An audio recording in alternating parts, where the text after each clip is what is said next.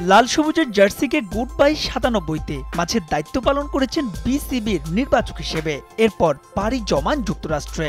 গোলাম নওশীর প্রিন্সের সেই অভিজ্ঞতাই কাজে লাগাচ্ছে মার্কিন ক্রিকেট। বর্তমানে দায়িত্ব পালন করছেন ইউএসএ ক্রিকেট অপারেশনস কমিটির সদস্য হিসেবে। প্রথমবারের মতো আমেরিকার বিপক্ষে তাদের মাটিতে টি-20 সিরিজ খেলতে টাইগাররা এখন টেক্সাসে। শান্ত তাসকিনদের বরণ করে নেওয়া সহ গোটা আয়োজনের দায়িত্বই তার কাঁধে।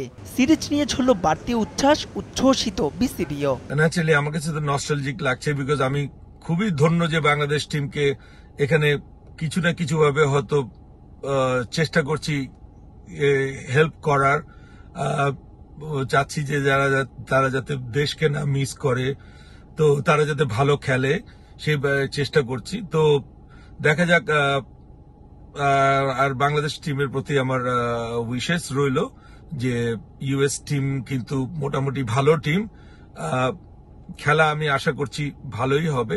এখানে প্রবাসী বাংলাদেশিদের যদি বলেন, হিউস্টনে বাঙালিদের এবং ডালাস থেকে অনেকে আসছে, অ্যাটলান্টা থেকে অনেকে আসতেছে, অনেক জায়গা থেকে খেলা দেখতে আসতেছে, আগ্রহ প্রচুর। তার থেকে এটা আমাদের জন্য অ্যাডেড একটা অ্যাডভান্টেজ যে আমরা তার থেকে অনেক ইনফরমেশন নিতে পারি রিগার্ডিং দ্য ভেনিউ, অন্য যেগুলো লাগে, লজিস্টিক সাপোর্ট লাগে। আমার প্রিন্স সবসময় আমাদের সাথে যোগাযোগ, যাওয়ার আগে থেকেই ছিল, প্রায় ৩-৪ মাস আগে থেকে তার সাথে যোগাযোগ আছে। এবারের বিশ্বকাপের শুরু থেকে আলোচনায় ওয়েস্ট ইন্ডিজ যুক্তরাষ্ট্রের উইকেট আর ড্রপিং পিচ।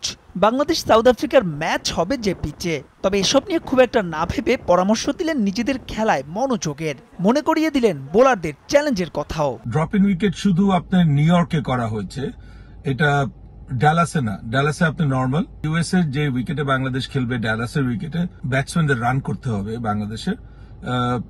তো রানটাই মেইন, টপ অর্ডার ব্যাটসম্যানদের যদি রান করে তো এখানে 200+ রান করা যায়। ১৯৮০ থেকে ৯০ দশকের টাইগারদের জার্সিতে ৯টি ম্যাচ খেলেছেন দেশের ক্রিকেটের এক সময়ের অন্যতম সেরা পেসার গোলাম নওশীর প্রিন্স। মাহবুব রিমন, সময় সংবাদ।